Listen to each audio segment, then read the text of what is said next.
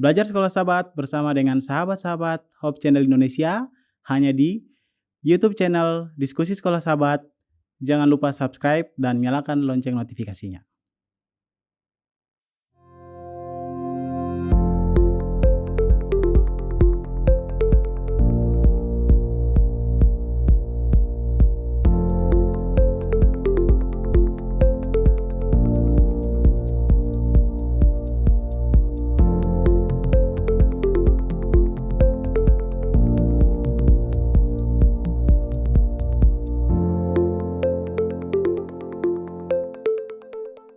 Selamat datang di Diskusi Sekolah Sahabat, diskusi pembelajaran Alkitab yang mendalam untuk menguatkan iman kepercayaan kita kepada Tuhan.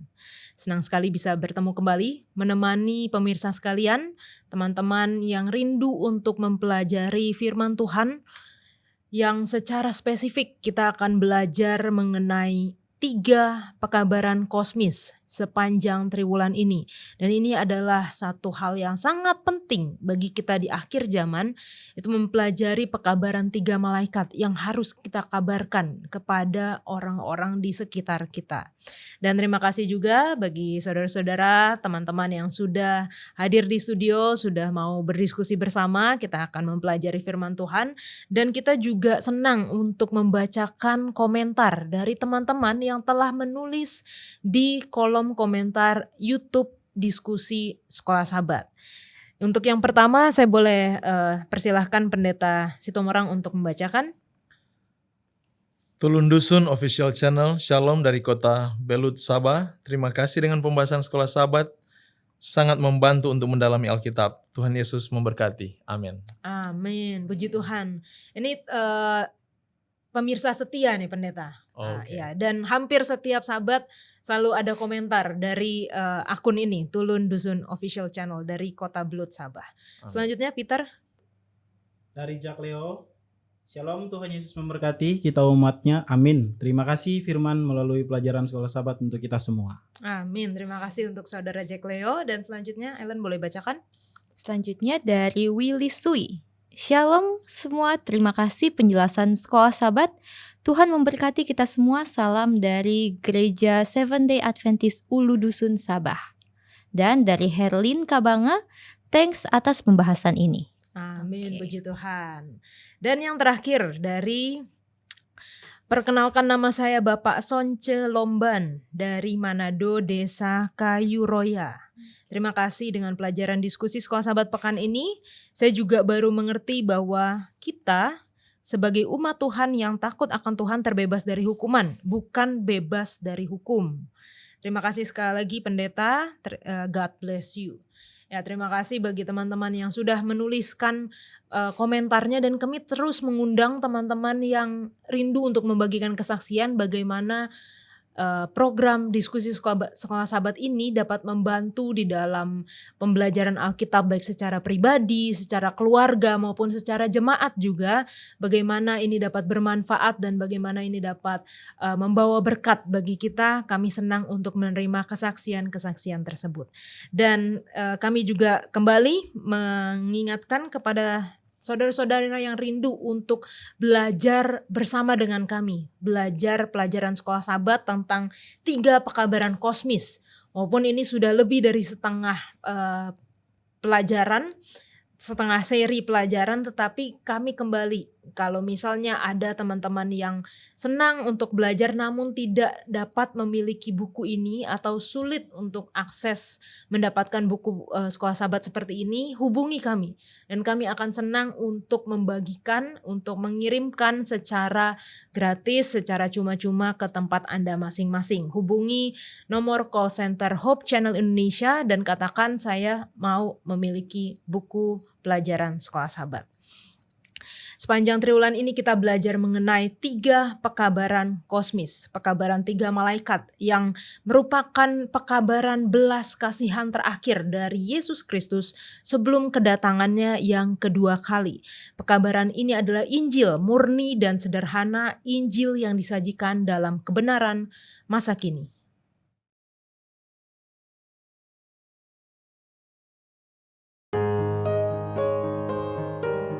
Wahyu 14.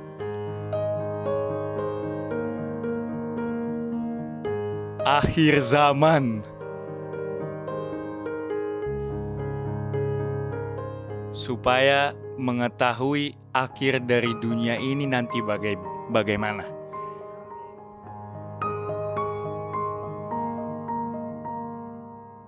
Gak tahu. Dan seorang malaikat lain, malaikat kedua, menyusul dia dan berkata, sudah rubuh Babel, kota besar itu, yang telah memabukkan segala bangsa dengan anggur hawa nafsu cabulnya. Tentang Menara Babel ya. Tahun 1844 adalah penggenapan nubuatan 2300 petang dan pagi dalam Daniel 8 ayat 14, yang juga merupakan hari kekecewaan besar bagi umat Allah yang menunggu kedatangan. Namun Tuhan tidak meninggalkan dunia tanpa kesaksian tentang kebenarannya. Amos 3 ayat 7. Sungguh, Tuhan Allah tidak berbuat sesuatu tanpa menyatakan keputusannya kepada hamba-hambanya, para nabi. Itulah sebabnya di tengah-tengah ideologi yang merusak, Tuhan membangkitkan sebuah pergerakan yang seiring waktu berubah menjadi gereja Masehi Advent hari ke-7 dan yang akan memberitakan kebenarannya di zaman terakhir kepada dunia. Pekabaran 3 malaikat. Pekabaran yang membuka mata akan pertentangan besar antara Kristus dan setan yang sudah terjadi dari mulanya, bahkan terus berlangsung sampai sekarang.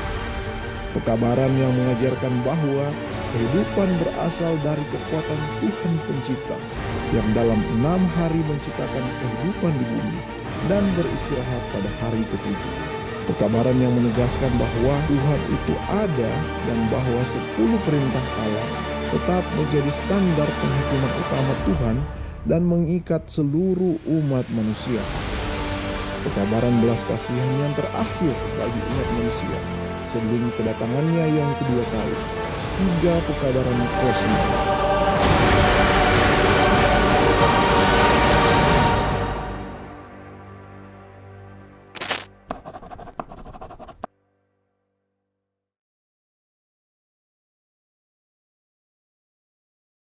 Pelajaran ke-9 dengan judul Kota yang Disebut Kekacauan.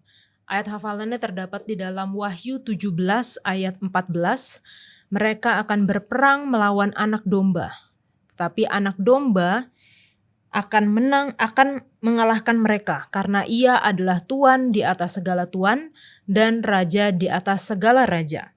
Mereka bersama-sama dengan dia juga akan menang, yaitu mereka yang terpanggil, yang dipilih, dan yang setia. Kita akan membuka diskusi kita dengan doa yang dibawakan oleh Ellen.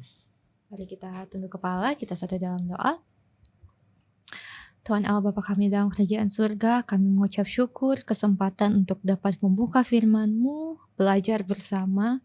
Kami memohon Roh Kudus yang memberikan kami pengertian Tuhan, bukan hanya melalui pelajaran ini kami boleh mengerti, tapi bantu kami melakukan, menuruti, mengerjakan apa yang Engkau ingin kami kerjakan.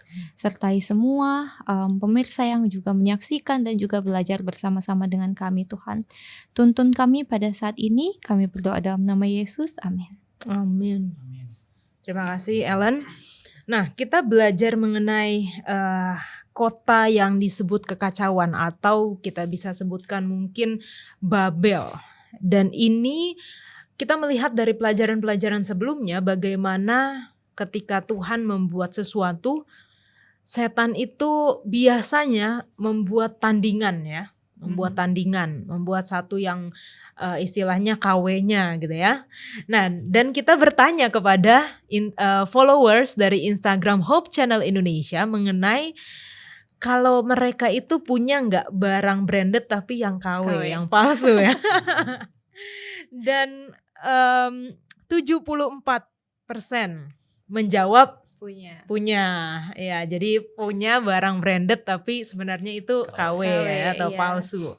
Dan kalau kita tanya barang branded apa yang banyak KW-nya di antara sepatu, tas, jam tangan, pakaian, kira-kira Ellen paling banyak apa? Pakaian ya. Kalau Pakaian. Pendeta? Paling tas. Tas ya. Iya. Oke. Tas banyak juga soalnya. Sepatu juga saya tahu banyak juga.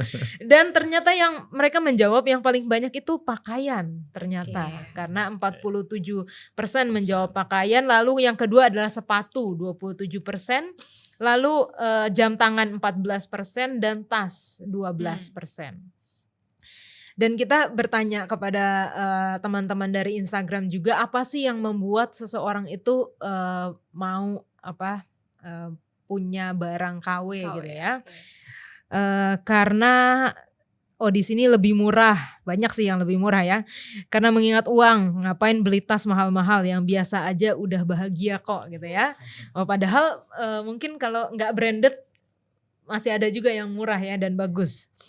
Karena lebih murah, lebih mudah dijangkau, harga lebih murah, lebih ramah di kantong, lebih terjangkau di kantong, yang terpenting bisa dipakai sesuai fungsinya, murah, mudah ditemukan. Ini juga karena banyak sekali ya, sampai kadang-kadang kita nggak bisa bedain gitu.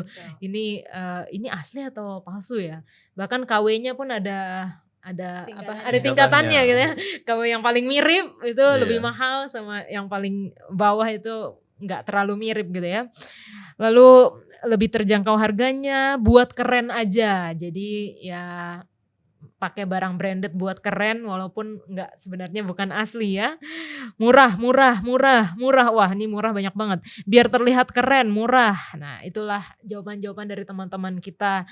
Kenapa seseorang lebih memilih untuk yang KW daripada yang palsu. Nah, bagaimana dengan firman Tuhan ini? Apa yang Tuhan telah buat, setan membuat tandingannya, membuat KW-nya, membuat palsunya.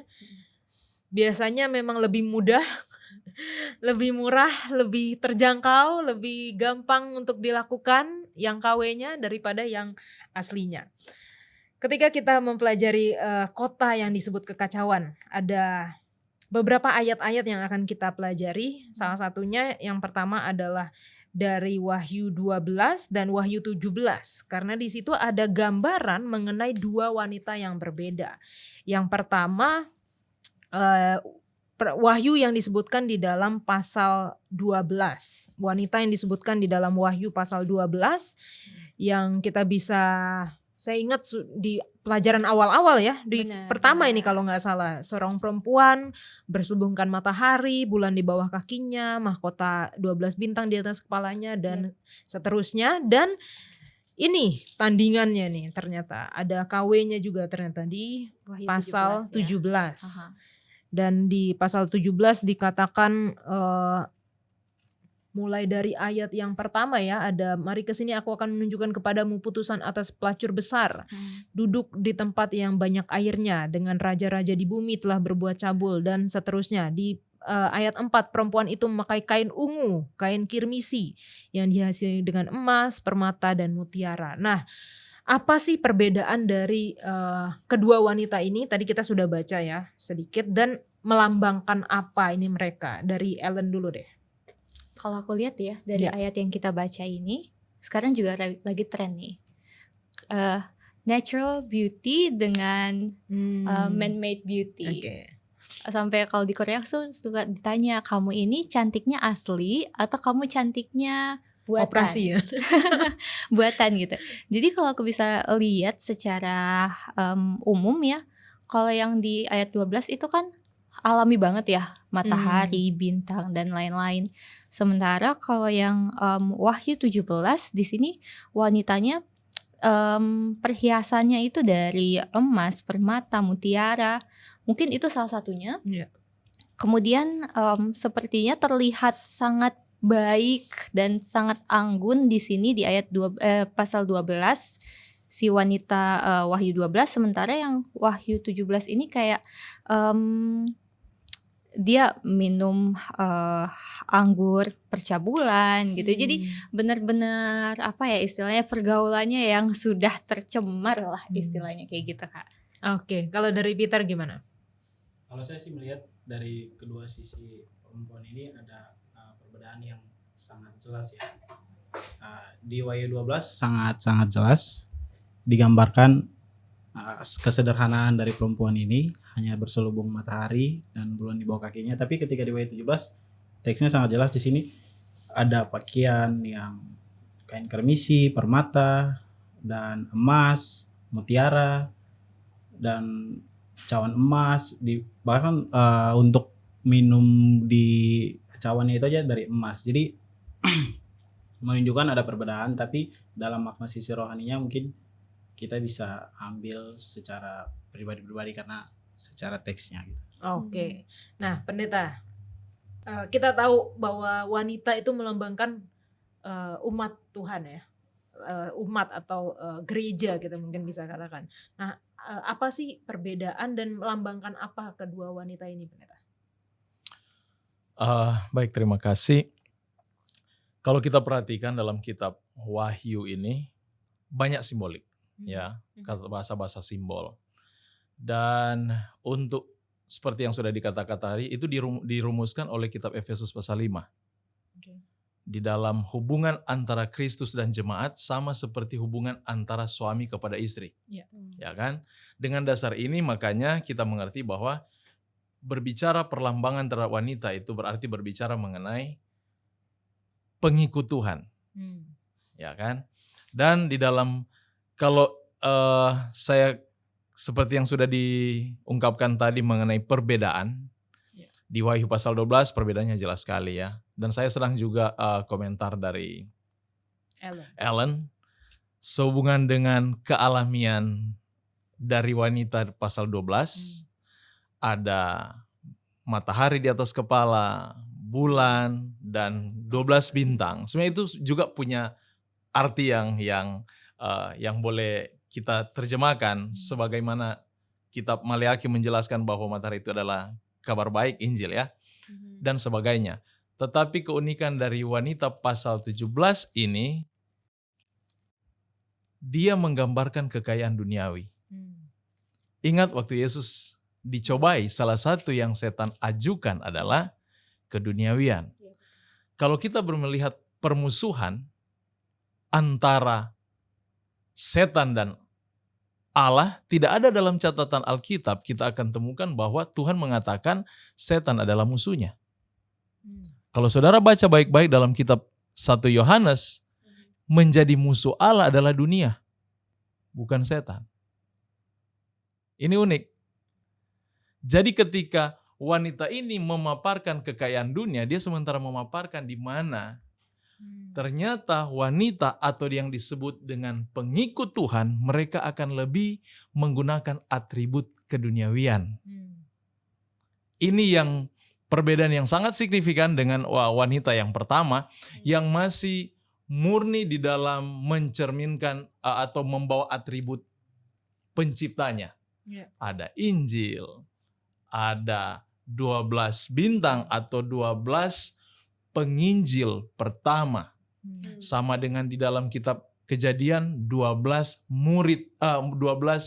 suku pertama yang menjadi simbol umat Allah pertama. Baru itu 12 murid menjadi dasar kekristenan pertama. Lihat ini. Dan bulan yang di bawah kaki. Sama dengan Ibrani pasal 9 dia katakan, semua yang engkau lihat ini itu bayangan dari apa yang ada. Ingat, di dalam hukum fisika, bulan itu mendapatkan cahaya dari matahari. Dia tidak dapat menciptakan cahaya sendiri. Kalau Tuhan berbicara dalam kitab Ibrani pasal 9, itu adalah bayangan, berarti Taurat itu sendiri, aturan sistem Ka'bah. Dan kita tahu dengan ciri ini, 12 bintang, Injil ada di belakang, dengan bayangan 12 Taurat atau hukum, kita tahu umat pertama di mana? Orang Israel. Jadi sebenarnya kalau kita nanti masuk lagi lebih jauh, kita akan saya hanya mau buka dulu diskusinya untuk melihat. Seru banget ya pendeta. Oke, thank you. Nah, sekarang kita fokus kepada Wahyu 17, di mana wanita yang kedua disebutkan. Karena ada fitur-fitur yang mungkin tadi pendeta sebutkan ada makna-maknanya. Kalau pendeta sudah jelaskan yang di Wahyu 12, sekarang kita lihat fitur-fitur wanita di Wahyu 17. Dia disebutkan Babel besar, lalu pelacur, lalu dengan raja-raja di bumi telah berbuat cabul, mabuk oleh anggur percabulannya, duduk di atas seekor binatang merah ungu, lalu tadi memakai kain ungu, kain kirmisi dihiasi dengan emas, permata dan mutiara. Kalau dari Ellen, apa sih arti dari masing-masing ini? Yang Ellen tahu aja dulu. Nanti terakhirnya pasti berujung ke pendeta kok. Ya, oke, siap. Jadi mungkin menarik yang dari ayat 1 aja dulu ya Kak. Iya. Dibilang di situ adalah di sini aku menunjukkan kepadamu putusan atas si pelacur besar. Nah, kalau misalnya kita lihat gereja artinya adalah perawan gitu ya.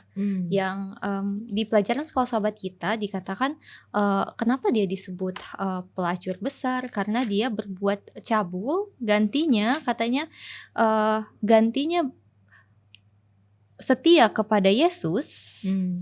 Dia malah melacurkan diri dengan si raja-raja Di bumi. raja-raja di bumi ya, atau mencampurkan dengan apa yang orang-orang percayai. Jadi kepercayaan kepada otoritas manusia.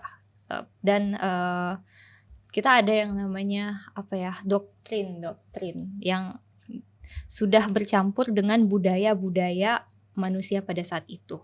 Nah, jadi meninggalkan kekasih sejatinya Yesus Kristus, makanya disebut di ayat 1 pelacur besar. Iya. Kemudian mungkin raja-raja di bumi seperti di pasal ayat 2 juga, itu bisa jadi adalah mereka yang tadi budaya-budaya bumi, kemudian mabuk dengan anggur dan lain-lain. Pendeta deh atau Kak Peter deh. Peter dulu. Oke, thank you Kak. Jadi aku melihatnya itu dilihatnya dari ayat 1 yang Tuhan bilang gini, marilah akan kutunjukkan kepadamu putusan atas pelacur besar ini. Dan tadi kita buka dengan ayat 12. Di situ perbandingan antara wanita yang di ayat 12 dan 17. Waktu kita membandingkannya itu kita sedikit terkecoh dengan, maksudnya wow ya, wanita di 17 ini sangat wow dengan gambaran perhiasan, karmisi, bahkan cawan minumnya jak emas. Tapi ketika kita fokus di kata-kata firman Tuhan yang di ayat 1, sini aku mau tunjukkan kepadamu putusan atas pelacur besar ini. Dan di sini sangat jelas perbuatan dari wanita ini yang mana simbol adalah gereja yang mana tidak mengikuti ajaran firman Tuhan. Dari sini kita sadar bahwa yang tadi keindahan, kemewahan yang digambarkan oleh perempuan di Wahyu 17 itu, jangan kita tertipu sampai kita mengikuti dia. Tetapi biarlah kita hidup dengan kesadaran yang sudah diterapkan oleh perempuan yang di Wahyu 12. Mungkin itu tambahan dari saya, mungkin pendeta bisa tambahkan lebih jelaskan lagi lah. Pendeta langsung. Ini pelajaran kita di hari Minggu ada 2 sistem. Jadi kita bicara mengenai sistem di sini ya. Dari makna dari Babel besar atau kota yang disebut kekacauan Babel itu, kita belajar mengenai sistem di sini. Tadi sudah disebutkan pelacur di ayat yang pertama, bagaimana berarti dia sudah meninggalkan Yesus sebagai yang seharusnya adalah kekasihnya, adalah suaminya, adalah pasangannya, tetapi dia melacurkan diri dengan raja-raja di dunia, atau bisa dikatakan tadi Ellen sudah sebutkan tradisi-tradisi manusia. Lalu juga di pelajaran kita disebutkan bagaimana ada persatuan antara gereja dan negara. Nah, ini pendeta boleh jelaskan ya. Terima kasih ya. Saya ingin kita perhatikan dulu di sini sehubungan dengan wanita ini. Memang apakah di Wahyu ini 2 wanita? Karena kita bicara sistem sekarang. Iya. Memang kalau kita bicara Wahyu itu kita berbicara sistem, dan sistem ini siapa yang menjalankannya. Iya kan? Kalau kita perhatikan dalam Wahyu pasal 12, mari kita buka dalam kitab Wahyu pasal 12. Oke. Di Wahyu pasal 12 ayat, kita mulai saja dari ayat yang ke-13. Oke. Naga memburu perempuan itu. Dan ketika naga itu sadar bahwa ia telah dilemparkan di atas bumi, ia memburu perempuan yang melahirkan anak laki-laki itu. Iya, lanjut terus sampai Kepada ayat 18. perempuan itu diberikan kedua sayap dari burung nasar yang besar supaya ia terbang ke tempatnya di padang gurun, di mana ia dipelihara jauh dari tempat ular itu selama 1 masa dan 2 masa dan setengah masa. Lalu ular itu menyemburkan dari mulutnya air sebesar sungai ke arah perempuan itu supaya ia dihanyutkan sungai itu. Tetapi bumi datang menolong perempuan itu. Ia membuka mulutnya dan menelan sungai yang disemburkan naga itu dari mulutnya. Maka marahlah naga itu kepada perempuan itu lalu pergi memerangi keturunannya yang lain yang menuruti hukum-hukum Allah dan memiliki kesaksian Yesus, dan ia tinggal berdiri di pantai laut. Oke, terima kasih. Perhatikan, saya persingkat ceritanya ya. Jadi perempuan ini, dia perempuan yang sama dari pasal 12 ayat 1 ini, ya kan? Yang cirinya sudah ada, Iya. dan kita sudah bisa simpulkan ciri wanita ini siapa? Israel. Israel. Oke. Bangsa umat Allah pertama. Dari bangsa ini muncul anak yang dijanjikan, itu Yesus. Dan dalam cerita ini akhirnya Yesus diangkat ke surga, dan naga ketika sadar dia sudah tidak dapat mengejar anak itu, yang dia lakukan adalah mengejar perempuan ini yang ada di mana di ayat 14 dia katakan begini. Perempuan itu diberikan kedua sayap dari burung nasar besar supaya ia terbang ke tempatnya di mana? Padang gurun. Oke. Ya. Dan naga ini mengejarnya dan menghembuskan air kepadanya. Dan bumi datang menolong perempuan ini. Oke. Perhatikan karakter-karakter yang muncul. Ada air, ada bumi, ya, padang gurun. Dia telan airnya. Di pasal 13, air dan bumi adalah musuh Allah. Ya. Perempuan ini ada di mana? Di tempatnya. Di mana tempatnya dikatakan tadi? Padang gurun. Padang gurun. Coba buka dengan pasal 17. Ya. Pasal 17, ayat yang ke-3. Dalam roh aku dibawanya ke padang gurun, dan aku melihat seorang perempuan duduk di atas seekor binatang yang merah ungu, yang penuh tertulis dengan nama-nama hujat. Binatang itu mempunyai 7 kepala dan 10 tanduk. Pertanyaan, dari mana kita simpulkan pasal 17 itu dia wanita pelacur? Kalau dia tidak pernah kawin. Betul? Kita tidak dapat sebutkan dia pelacur kalau dia tidak ada pernikahan. Pernikahan di mana konteksnya? Ya kan? Ini yang kita perhatikan di dalam pasal 12 ini. Dia sementara menceritakan wanita yang membawa kemuliaan Tuhan. Injil ada dengan dia. Dia menikah dengan kebenaran-kebenarannya. Ingat, Alkitab harus diterangkan di dalam bahasa rohani. Dan sekarang kondisi perempuan ini, kondisi umat ini ada di padang gurun, dan Yohanes dibawa ke padang gurun yang sama. Dan dia lihat di sana perempuan yang ada di padang gurun tidak ada dalam cerita Wahyu padang gurun yang berbeda. Kalau dia tidak ada padang gurun yang berbeda, berarti dia wanita yang sama di dalam padang gurun yang sama. Dan pada saat ini perempuan ini sudah duduk di atas binatang. Perhatikan bagus tadi Ellen singgung, dia bilang pelacuran itu dengan raja-raja, dan itu benar. Kalau kita tahu raja, kita mengerti apa dalam hal raja? Apa yang kita tahu kalau kita bicara raja? Sistem apa yang kita lihat? Kekuasaan, apalagi? Pemerintahan. Dan menurut Wahyu pasal 17, perhatikan dia katakan, dengan dia raja-raja bumi telah berbuat cabul. Percabulan itu artinya penyelewengan yang dia lakukan dengan sistem pemerintahan. Jadi dengan kata lain, percabulan perempuan ini yang tadinya rohani, dia gabungkan antara sistem kerohanian dengan sistem pemerintahan bumi. Sampai detik ini negara tidak pernah akan mempersatukan antara sipil dan agama. Tapi jangan kita heran, di dalam bahasa kitab Wahyu ada masa di mana pemerintahan ini akan disatukan dengan sistem keagamaan. sebenarnya tidak dapat kita pungkiri bahwa setiap pemerintah di dunia manapun, ya, tetap mereka sementara menggandeng agama. Nggak bisa kita pungkiri itu.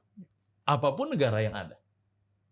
Walaupun secara fakta tidak dapat disatukan, tetapi di dalam mereka punya menjalankan sistem, dia tidak dapat terpisah dari agama.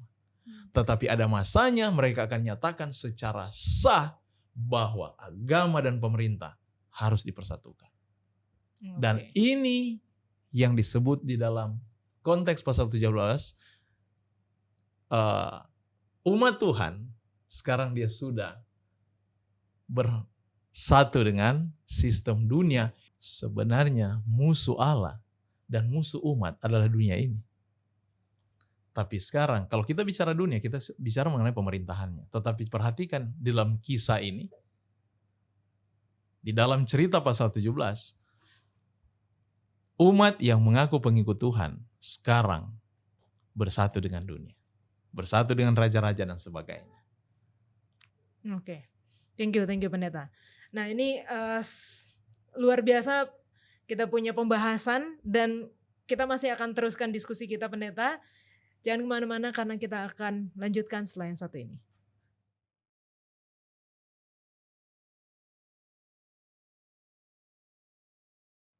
Oke, kita lanjutkan pelajaran kita. Silakan, ada yang mau ditanya? Ya, aku ada pertanyaan nih. Pendeta, saya ada pertanyaan. Nah, tadi kan pendeta bilang bahwa musuh Allah adalah dunia. Iya. Kok yang setahu saya musuh Allah bukannya dosa gitu? Ya, setahu saya setan malah. Iya, setan atau dosa. Kenapa manusia ya? Kenapa dunia ya? Jadi dunia itu bukan bumi. Oke. Kalau kita bumi, kita katakan bumi itu bendanya. Oke. Kalau dunia kepada karakternya, dia bilang keduniawian. Dan ini waktu di Alkitab dia nyatakan itu musuh Allah itu sebagai dunia ini, artinya karakter manusia yang keduniawian ini. Nah kita tahu kalau karakter manusia yang alami itu karena dosa, berarti dosa kan? Oke. Iya. Automatically, secara otomatis yang kita akan lakukan adalah berdasarkan cinta diri. Yang itu bertentangan dengan roh sorga. Oke. Ya, jadi kalau bicara dunia itu bicara karakter itu. Oke, berarti bukan Allah membenci manusia, tapi membenci keduniawian ya. Sama dengan apa Ellen bilang tadi. Oke, siap. Musuh Allah adalah dosa. Oke. Nah, lanjut ya.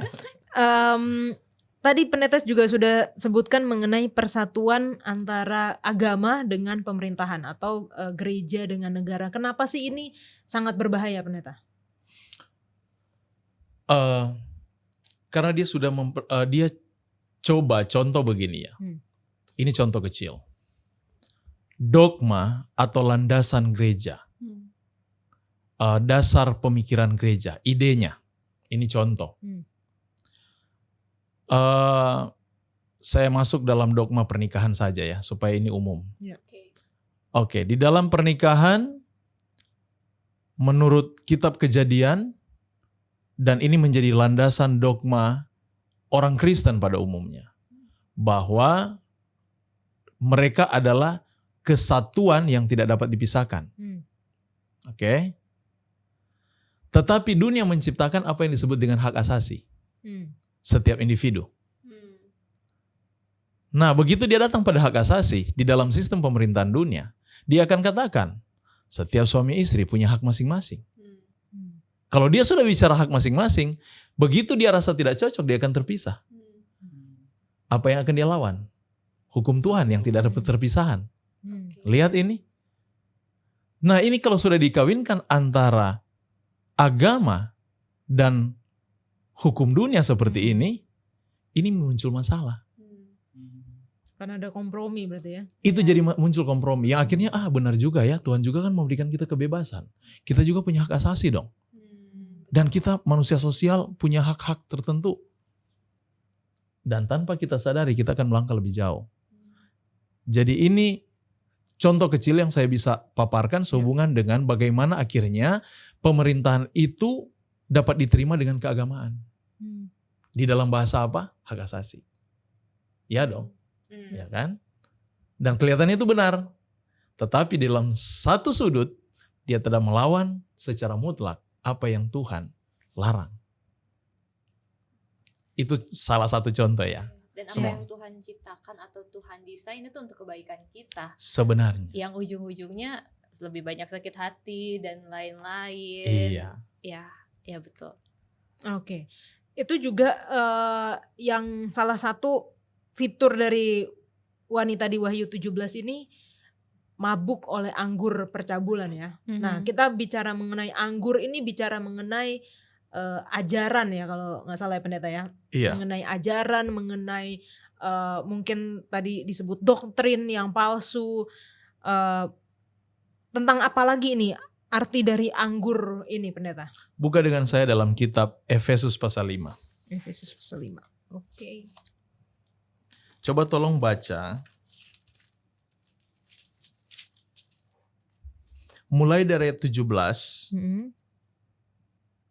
sampai ayat yang ke-19. Oke, Peter boleh baca? Efesus 5 ayat 17, sebab itu janganlah kamu bodoh, tetapi usahakanlah supaya kamu mengerti kehendak Tuhan. Dan janganlah kamu mabuk oleh anggur, karena anggur menimbulkan hawa nafsu, tetapi hendaklah kamu penuh dengan roh, ayat 19, dan berkata-katalah seorang kepada yang lain, dalam mazmur, kidung, puji-pujian, dan nyanyian rohani, bernyanyi dan bersoraklah bagi Tuhan dengan segenap hati. Terima kasih. Perhatikan dia punya cara penulisannya ya. Usahakan kamu mengerti kehendak Tuhan. Sesudah dia katakan masalah kehendak Allah, di ayat 18 dia katakan masalah kemabukan yang menimbulkan hawa nafsu. Betul. Sebenarnya kita mengerti begini. Kalau kita mengerti kehendak Tuhan, berarti orang waras. Orang yang bisa dapat berpikir. Iya. Orang yang tidak dapat berpikir seperti orang mabuk, dia tidak akan sanggup mengerti mana kehendak Tuhan dan mana yang tidak. Ya. Jadi, kalau berbicara masalah kemabukan secara rohani, dia lebih condong kepada hal-hal keinginan pribadinya, cinta dirinya, kecondongan kepada keduniawiannya, dan dia tidak sanggup untuk melihat mana kehendak Allah dan mana yang tidak. Itu maksud kemabukan di situ. Jadi dia bukan mabuk secara fisik, tetapi mentalnya, karena ingat, di dalam kitab Wahyu, di pasal 13 binatang kedua yang akan dia lakukan adalah penipuan. Dan Yesus berulang-ulang mengamarkan masalah penipuan. Jadi sebenarnya peperangan yang terjadi ini adalah peperangan ideologi. Makanya digunakan kata mabuk, karena sentral serangan setan ada di sini. Betul. Di otak, di pikiran kita. Makanya saya sering katakan, agama tidak dapat menyelamatkan. Tetapi jangan pernah lupa, agama menciptakan ideologi. Yang itu mempengaruhi karakter. Yang karakter itu mempengaruhi keselamatan. Kalau bilang agama tidak dapat menyelamatkan, betul. Tetapi ada di balik sisi agama itu sendiri, dia menciptakan ideologi berpikir. Yang harus kita betul-betul paten, mengerti di mana kita berdiri. Karena itu sangat mempengaruhi dengan karakter kita. Kita bisa mengenal Tuhan, orang bisa melihat Tuhan dengan siapa saya. Apa yang sementara saya hidupkan. Kalau Tuhan saya bilang pengasih, apakah saya hidup pengasih? Lihat, tapi setan dia berbicara di dalam keadaan lain. Ingat, perempuan ini dia memabukkan segala bangsa. Artinya dia selewengkan semua hal yang berarah kepada Tuhan. Yang dapat mencerminkan siapa Tuhan. Dia selewengkan semua itu. Dan bagaimana penyelewengan yang dilakukan? Gunakan kekuasaan. Tanpa kekuasaan tidak dapat menyelewengkan orang lain. Sekalipun saudara Peter punya prinsip, iya kan? Tapi kalau orang berkuasa datang, Peter, kamu lakukan ini, saya kasih duit sekiranya berapa kamu mau? Apalagi orang bicara ini berkuasa. Goyah juga ya. Goyang bisa. Betul. Lihat ini. Ini konsep yang boleh kita. Oke. Nah, pendeta lanjut lagi. Ini karena topiknya banyak yang mau dibahas nih ya. Iya. Waktunya sedikit. Oke. Di ayat ke-5, dan pada dahinya tertulis suatu nama, suatu rahasia Babel besar. ibu dari wanita-wanita pelacur, dan dari kekejian bumi. Kenapa Babel, pendeta? Dan apa hubungannya dengan kalau kita lihat Babel itu pertama kan di dalam Kejadian ya pendeta ya? Apakah Babel yang sama yang kekacauan itu? Terima kasih. Untuk terminologi Babel di dalam bahasa aslinya itu Babilu ya. Itu bukan kekacauan, confusion bukan kekacauan, kebingungan. Kalau kacau kan? Tapi kalau bingung ini buat orang mabuk. Iya betul. Dan sistem ini menciptakan kebingungan di antara umat. Makanya kita kalau umat tidak bersandar penuh dengan Alkitab, kita pun akan bingung. Kalau kita tidak memiliki dogma, kita tidak punya standar fundamental beliefs atau keyakinan dasar, kita akan rusak dibuat. Kalau kita sendiri tidak tahu di mana kita berpijak, kita akan diarahkan ke hal yang lain. Itu dia. Jadi perempuan ini dia katakan di dahi, ingat kalau bicara dahi itu frontal lobe, itu pusat pertimbangan. Kembali lagi saya katakan tadi, Wahyu ini sementara berbicara ideologi berpikir. Untuk membingungkan baik umat ataupun non-umat. Dia akan ciptakan kebingungan. Karena kenapa? Dia menggunakan satu kuasa. Contoh ini. Kalau semua orang di sini ada 100 orang, ya kan? Saudara sendiri pakai baju dan 99 orang itu telanjang. Saudara mau telanjang nggak? Pasti. Bisa ngikutin semuanya kayak gitu kok. Kenapa? Ini menciptakan kebingungan. Ya, telanjangan nggak bisa. Iya. Tapi semuanya telanjang loh. Ya terpaksa, ya telanjang lah saya. Iya kan? Betul. Lebih kecenderung mengikuti kebiasaan Sistem yang paling besar. Yang paling besar. Konsep yang paling tinggi. Lihat itu. Dan konsep demikian yang sementara dirancang setan menggunakan penguasa-penguasa. Dan banyak orang akan ikut. Dan umat Allah hanya mereka yang teguh yang akan melihat dengan jelas antara penipuan dan tidak. Tapi yang setengah-setengah umat Allah, mereka mengalami kebingungan, yang akan mereka lakukan adalah menuruti saja. Ikut. Iya, ikut apa yang setan buat. Oke. Apa yang orang umum lakukan. Ini berarti nyambung sama pertanyaan di awal, ngebedain barang KW sama barang asli. Iya. Ya.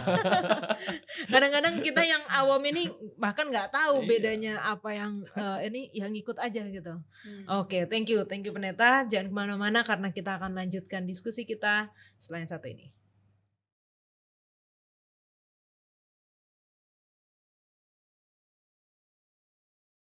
Oke, kita kembali lagi dan pelajaran pekan ini kita membahas mengenai pekabaran malaikat kedua kan ya pendeta ya. Mungkin Ellen ada yang mau ditanya nih. Nah iya pendeta, jadi kita bahas Wahyu 14 juga di pelajaran hari Minggu kita dibilang Wahyu 14 ayat 8 pekabaran malaikat kedua sudah rubuh. Kira-kira ini apa yang dimaksud dengan sudah rubuh, kapan dan bagaimana mungkin pendeta? Iya.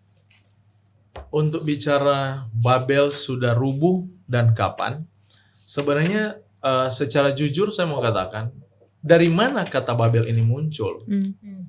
Kalau kita periksa dalam kitab Wahyu pasal 1 sampai pasal 13, saudara tidak akan pernah menemukan kata Babel di sana. Iya. Ya kan? Tidak akan pernah temukan. Tapi kok tiba-tiba sudah ada berita, Babelnya udah rubuh loh. Ini kan bingung, bagaimana cerita Wahyu seperti ini? Iya. Kalau kita kembali dalam Wahyu pasal 13, saudara perhatikan Wahyu pasal 13. Ayat yang ke-18, dia bicara begini. Ada yang bisa baca? Coba tolong baca. Pasal 18 ya. 13 ayat 18 ya. Yang penting di sini ialah hikmat, barang siapa yang bijaksana baiklah ia menghitung bilangan binatang itu, karena bilangan itu adalah bilangan seorang manusia. Dan bilangannya ialah 666. Terima kasih.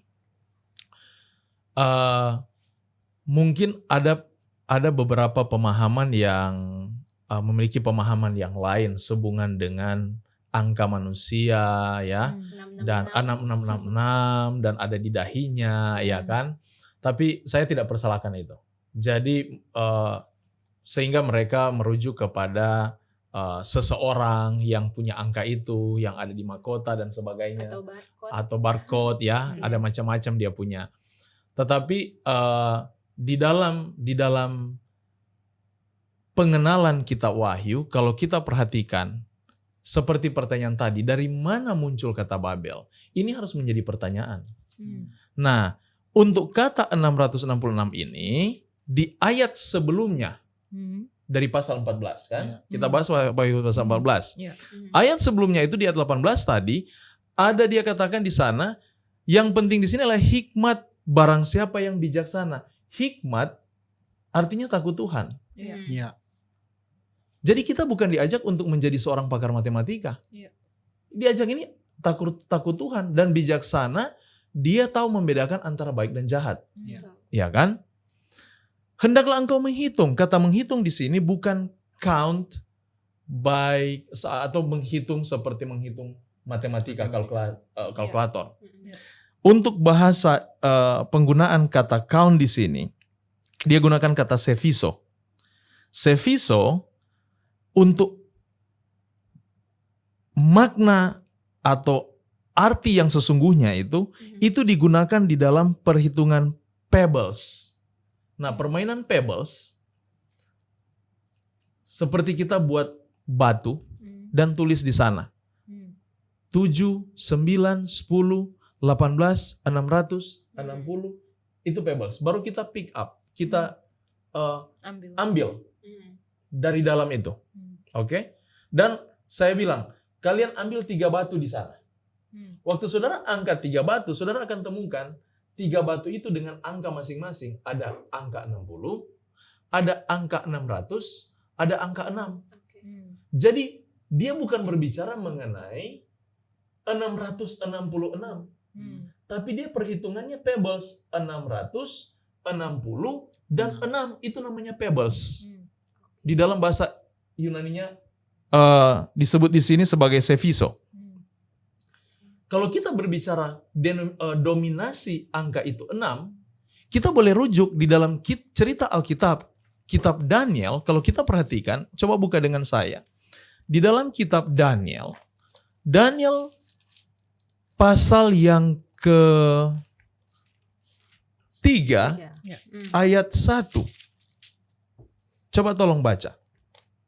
Daniel 3 ayat 1, Raja Nebukadnezar membuat sebuah patung emas yang tingginya 60 hasta dan lebarnya 6 hasta yang didirikan di dataran Dura di wilayah Babel. 600, angka 6, angka 6.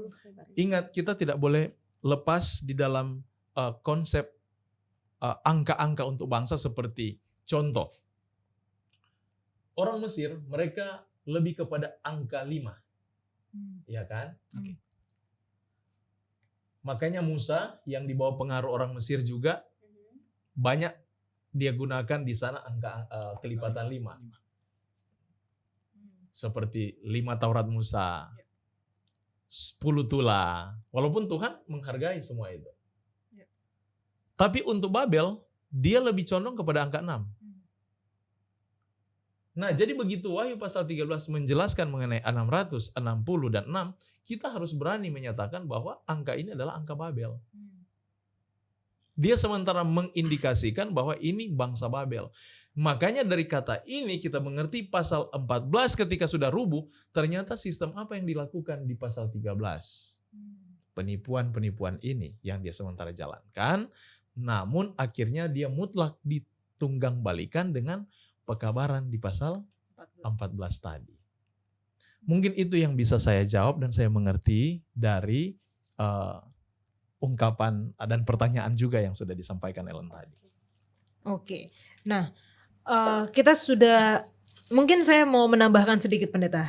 Itu kan artinya kita belajar mengenai kota yang disebut kekacauan, Babel, yang umat Allah di Wahyu 12 yang sudah akhirnya menjadi wanita di Wahyu 17 sudah penuh dengan keduniawian, dengan sistem yang palsu, dengan ajaran yang sudah dicampur adukan agama dengan pemerintahan. Tetapi dan kita melihat itu dalam sejarahnya sudah terjadi. Dan itu kalau dalam pekabaran malaikat kedua sudah dikatakan sudah rubuh. Iya. Berarti pekabaran malaikat kedua itu sudah terjadi, memang sudah rubuh. Apakah ke depannya nanti akan ada lagi seperti itu atau bagaimana pendeta? Sejarah itu akan berulang tetapi tidak akan persis sama dengan apa yang pernah terjadi dengan rentetan waktu seperti satu masa, dua masa, dan setengah masa tadi. Yang kita boleh hitung itu dalam nubuatan 1260 tahun. Yang kita tahu dalam zaman Dark of Ages, zaman kegelapan itu, dari tahun 538 sampai 1798. Tidak akan ada lagi peristiwa itu terjadi kedua kali. Tetapi peristiwa yang serupa dengan itu yang akan muncul sehubungan dengan pekerjaan binatang dari dalam bumi ini. Bisa dapat di sini. Semoga tidak bingung ya. Iya. Thank you pendeta. Nah, tadi kan kita sudah pelajari bahwa banyak yang akan tertipu. Iya. Dan bahkan umat pilihan pun akan tertipu gitu ya. Kalau boleh mereka akan menipu orang-orang pilihan Allah. Nah, bagaimana caranya? Mulai dari teman-teman dulu deh. Mungkin bisa share gimana ya caranya supaya kita gak tertipu sama apa yang setan tawarkan, istilahnya barang asli dan barang KW, supaya kita tahu nih yang asli yang mana dan kita bisa ikut sama yang asli itu gimana, Ellen? Ya, tadi ya kalau misalnya untuk supaya menghindari barang KW pastinya harus jeli, Kak. Lihat reviewnya, lihat sejarahnya, terus dalami ajarannya, baru kita bisa tahu itu KW atau enggak. Jadi mungkin untuk aku pribadi, jangan hanya mengikuti agama karena orang tua, karena teman, karena suami, tapi dalami betul-betul gitu. Minta Tuhan kasih hikmat, saya pengen belajar, sama seperti ini ya. Maksudnya kita belajar di Susi Sekolah Sahabat juga yang wahyu mungkin membingungkan, awalnya saya nggak bisa ngerti gitu ya. Tapi Roh Kudus sudah dijanjikan tadi kan hikmat juga akan diberikan supaya kita lebih bijaksana. Jadi mau mendalami sih. Oke. Kalau dari saya punya 2 ayat Alkitab yang menjadi selalu pegangan saya untuk tidak terjebak di dalam konvensi yang binatang itu sedang membangun. Itu jelas sekali kata-katanya di 2 Timotius 3 ayat 15 dan 16. Saya akan bacakan itu. Ayat yang ke-15 2 Timotius 3:16, ingatlah juga bahwa dari kecil engkau telah mengenal kitab suci yang dapat memberikan hikmat. Tadi Bapak Pendeta sudah singgung tentang hikmat. Kepadamu menuntun engkau kepada keselamatan oleh iman. Iman siapa? Yesus Kristus. Ayat yang ke-16 lebih jelas lagi, segala tulisan yang diilhamkan Allah memang bermanfaat untuk mengajar, berbagai kelakuan. Bermanfaat untuk mengajar, untuk menyatakan kesalahan, untuk memperbaiki kelakuan, dan mendidik orang dalam kebenaran. Dan ini adalah pegangan saya selalu untuk bisa memandang masa depan di tengah-tengah pengharu convention yang begitu luar biasa. Bahkan yang tadi Kak Yola sempat singgung, KW sama asli aja kita nggak bisa bingung. Apalagi KW super ya, yang cuma beda tipis. Ya itu istilahnya. Kalau tas tuh KW super yang bahkan dijeli hanya ahlinya aja yang tahu. Dan dengan Alkitab kita bisa bedakan mana yang benar dan mana yang salah. Terima kasih. Kalau dalam pelajaran Sekolah Sahabat kita bahkan dibilang benamkan dirimu dalam firman Tuhan gitu ya, kayak tenggelamkan dirimu di pelajaran Alkitab itu supaya kita bisa, kalau uang asli sama uang palsu kan kita nggak pelajarin yang palsunya ya, kita pelajarin yang aslinya supaya kita tahu apa aja yang aslinya dan kita bisa membedakan. Nah mungkin sekalian itu sekalian kesimpulan pendeta, bagaimana kita bisa terhindar dari penipuan-penipuan setan, terutama mengenai Babel ini, karena kita belajar mengenai sistem yang walaupun sudah rubuh akan terjadi ulang kembali ini sejarah, dan bagaimana kita tidak tertipu dengan anggur percabulan, artinya dengan ajaran-ajaran, doktrin-doktrin yang mungkin bisa kita membingungkan kita tadi seperti bingung ya itu. Iya, terima kasih. Memang ada baiknya kita latih untuk bicara Babel itu jangan bilang kacau, tapi lebih pada bingung. Karena pekerjaan setan di akhir zaman itu adalah penipuan yang membingungkan antara yang benar dari yang salah. Saya buat perumpamaan singkat, sederhana. Saudara punya motor kan? Punya. Iya kan? Punya. Kalau ke bengkel, mau ganti rantai, mereka akan biasanya waktu buka, pernah saya buka bawa di bengkel motor, bapak ini bilang begini, Pak, ini KW. Saya bilang, kamu tahu dari mana? Dia bilang, ini pekerjaan saya setiap hari. Oke. Kata ini saya garis bawahi. Dia bisa membedakan antara KW dengan yang asli, yang original. Iya. Karena dia pekerjaan setiap hari di situ.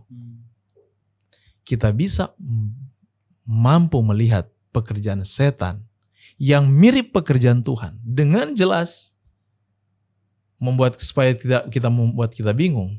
Kita harus tekun di dalam memperhatikan yang benar. Kalau kita sering seperti tukang bengkel ini, dia sering melihat yang original, begitu datang KW dia langsung tahu ini KW. Tapi yang bingung siapa? Saya. Yang tidak punya tekun di situ, ketekunan di sana. Makanya Alkitab dia ungkapkan yang penting sini adalah ketekunan. Itu kata kuncinya. Untuk memisahkan antara benar dan salah, tekun. Kalau kita hanya berdoa 1 hari 5 kali, itu belum tekun. Kita baca Alkitab hanya sekedar aja, nanti baca sekolah sahabat baru belajar Alkitab, itu bukan tekun. Yang akhirnya kita akan terima yang KW belakangan. Pasti itu. Kita harus tekun dalam belajar Alkitab dan dalam doa. Baru kita sanggup untuk bedakan mana yang milik Allah, mana yang bukan.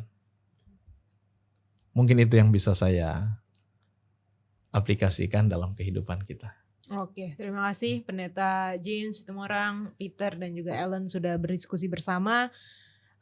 Ini luar biasa diskusinya, banyak banget yang kita dapatkan pelajaran-pelajarannya. Tapi teman-teman kalau misalnya masih ada pertanyaan atau kebingungan supaya enggak jatuh di dalam Babel yang kebingungan itu, langsung aja taruh pertanyaan kalian di kolom komentar YouTube channel Diskusi Sekolah Sahabat, atau juga bisa melalui call center kita, call center Hope Channel Indonesia. Saya ingin bertanya untuk pelajaran Diskusi Sekolah Sahabat dan kita akan menjawab itu di sesi tanya jawab.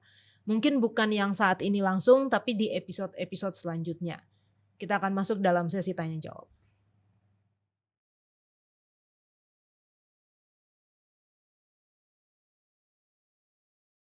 Nah, teman-teman DSS, saat ini kita sudah masuk di sesi tanya jawab dan sudah banyak sekali pertanyaan-pertanyaan yang masuk dari kalian. Kita akan membahasnya satu persatu bersama dengan Pendeta Heski di sini. Nah, Pendeta, langsung aja. Pertanyaan pertama dari mungkin ini saudara atau Bapak Son Pomanto.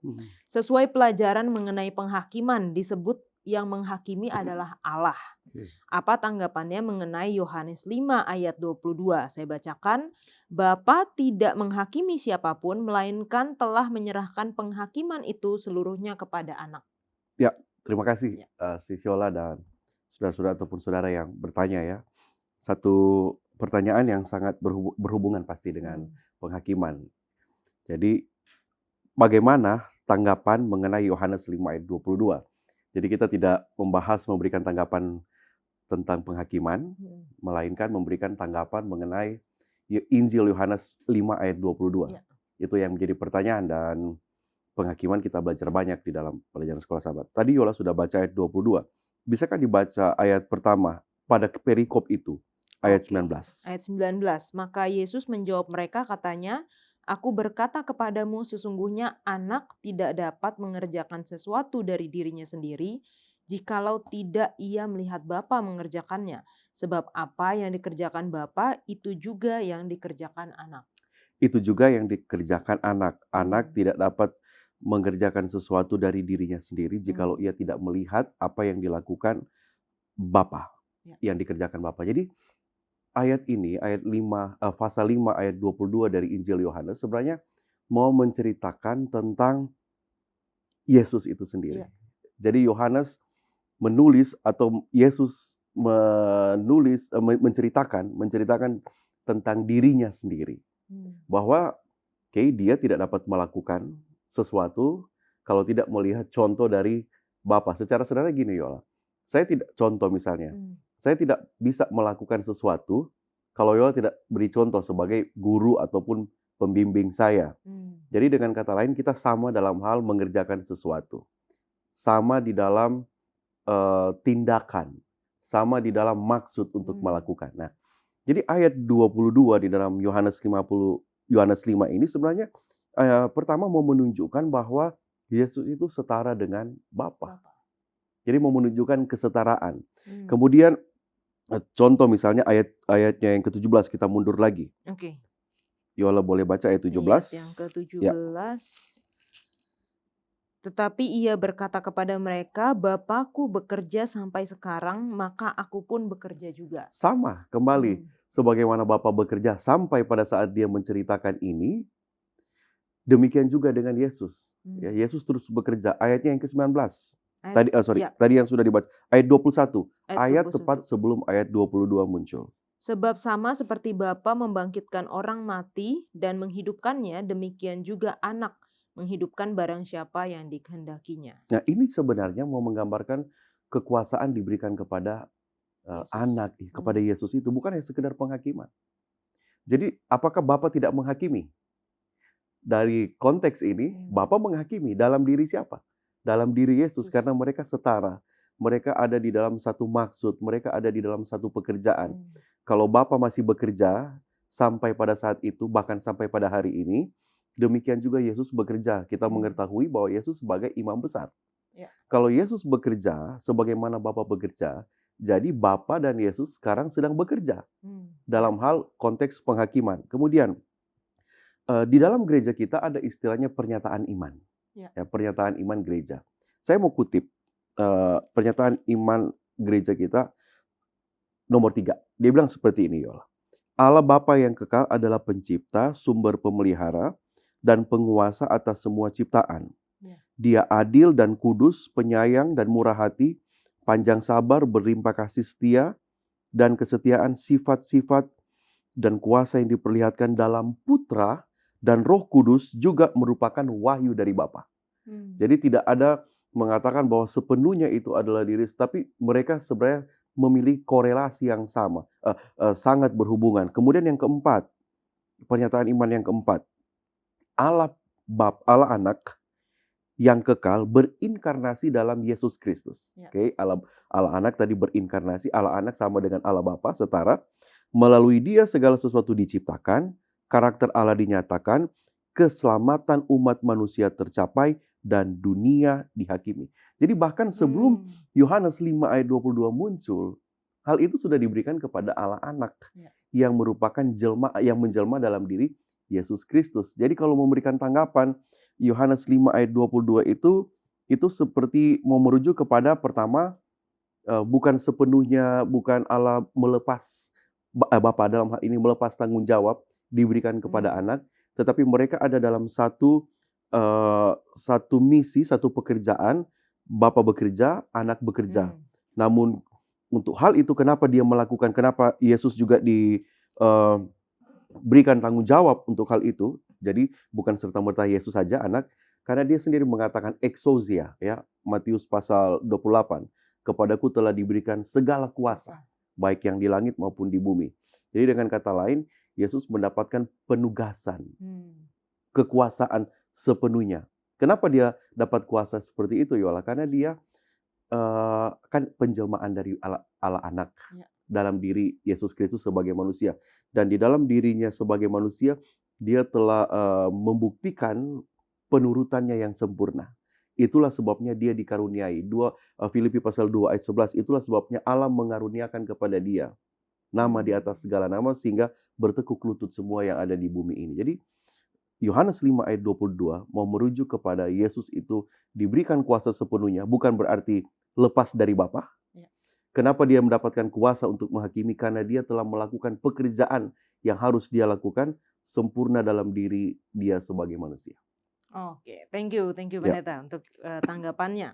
Nah, yang kedua dari saudara atau Bapak Palti Jaya Simanjuntak bertanya, dalam topik kami diskusi yang agak meragukan, pertanyaannya, adakah penghakiman dalam bait suci zaman perjanjian lama? Kalau ada, mohon penjelasannya dan dasarnya. Terima kasih.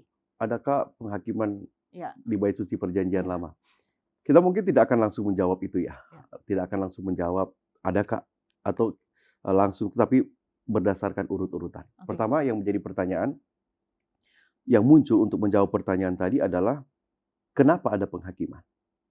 Oke, kan kita mau tanya ada nggak penghakiman? Iya. Kalau ada ya mengapa? Jadi sekarang kita mau menjawab kenapa penghakiman itu ada? Ya. Penghakiman itu ada karena orang Israel yang tadinya Tuhan keluarkan dari Mesir melakukan hal-hal yang perzinahan rohani. Mari kita lihat di dalam misalnya Yehezkiel pasal 20 ayat 5 sampai 8. Yola mungkin bisa membaca bagi kita. Yehezkiel 20 ayat 5 sampai 8. 5 sampai 8. Dan katakanlah kepadanya, beginilah firman Tuhan Allah, pada hari aku memilih Israel, aku bersumpah kepada keturunan kaum Yakub dan menyatakan diri kepada mereka di tanah Mesir. Ya. Aku bersumpah kepada mereka, akulah Tuhan Allahmu. Pada hari itu aku bersumpah kepada mereka untuk membawa mereka dari tanah Mesir ke tanah yang kupilih baginya, negeri yang berlimpah-limpah susu dan madunya, tanah yang permai di antara semua negeri. Dan aku berkata kepada mereka, biarlah setiap orang membuangkan dewa-dewanya yang menjijikan, kemana ia selalu melihat, dan janganlah menajiskan dirimu dengan berhala-berhala Mesir, akulah Tuhan Allahmu. Tetapi mereka memberontak terhadap aku dan tidak mau mendengar kepadaku. Setiap orang tidak membuangkan dewa-dewanya yang menjijikan, kemana ia selalu melihat, dan tidak meninggalkan berhala-berhala Mesir. Maka aku bermaksud hendak mencurahkan amarahku ke atas mereka untuk melampiaskan murkaku kepadanya di tengah-tengah tanah Mesir. Nah, terima kasih Yol. Jadi ketika Yehezkiel 20 ayat 5 sampai 7 merupakan ekspektasi ataupun harapan dari Tuhan kepada orang Israel yang dia bawa keluar oleh karena kasih karunia, cintanya kepada mereka, dia bilang tinggalkan semua, tinggalkan. Jangan ada penyembahan-penyembahan berhala orang-orang Mesir yang dipraktekkan. Ayat 8 bilang tetapi. Jadi kata tetapi kan jadi penting ya. Menunjukkan peristiwa-peristiwa sebelumnya diabaikan. Ya, tidak lagi bernilai dalam artian. Karena dia katakan tetapi mereka memberontak terhadap aku dan tidak mau mendengar kepadaku. Setiap orang tidak membuangkan dewa-dewanya yang menjijikkan. Nah, inilah sebabnya kenapa ada penghakiman itu. Penghakiman itu terjadi oleh karena begitu banyak dosa yang sudah dilakukan oleh umat kesayangan Tuhan, umat pilihan yang dibawa keluar dari Mesir. Nah, Tuhan tidak mau membiarkan dosa itu terus-menerus. Nah, kalau itu dibiarkan, itu akan berdampak kepada keseluruhan orang Israel. Itu akan berdampak kepada semua orang yang mungkin ada penurutan di sana, ada kesucian yang mereka pelihara. Makanya Tuhan mengatakan kepada Musa, aku akan mengadakan perhitungan dengan mereka. Buatlah bagiku tempat seperti yang dia minta. Nah, usaha Tuhan untuk penghakiman itu sebenarnya cuma satu. Mau menghabisi dosa. Bukan umat Tuhan, bukan orang-orang. Namun kenapa penghakiman itu perlu dan terjadi, dan itu kan terjadi digambarkan di dalam upacara di bait suci. Dari 3 tahap di pelataran, bilik suci, maha suci. Jadi itu sebenarnya dipraktekkan, ya dipraktekkan. Jadi kalau bilang penghakiman di dalam perjanjian lama ada, itu ada. Praktek-praktek di dalam imamat. Jadi dasarnya tadi, karena Tuhan mau menghentikan praktek-praktek penyembahan berhala, Tuhan mau mengadakan perhitungan dengan umat-umatnya, ada yang menurut dan ada yang tidak. Nah, kalau sekarang mengatakan penghakiman di dalam bait suci perjanjian lama itu rupa-rupanya ada. Kenapa itu ada? Karena ada dosa. Nah, dosa yang Tuhan mau selesaikan. Kemudian yang terakhir mungkin pertanyaan ini, ini baik bagi saya dan kita semua yang juga bertanya, Tuhan tidak mentolerir dosa. Tuhan tidak mentolerir dosa. Dia harus menghancurkannya. Bagaimana dia harus menghancurkannya? Dia tidak menghancurkan serta-merta orang yang berdosa langsung dibinasakan, tidak. Dia memberikan kesempatan. Nah, kesempatan itulah diwujudkan dalam upacara-upacara di dalam bait suci. Dan puncaknya Kristus itu sendiri. Grafirat ya? Grafirat, ya. Hari Raya Pendamaian. Betul, Hari Raya Pendamaian. Oke, thank you Ya. jawabannya pendeta. Nah, teman-teman yang masih memiliki pertanyaan silahkan tinggalkan di komentar YouTube channel Diskusi Sekolah Sabat. Kita kembali ke studio.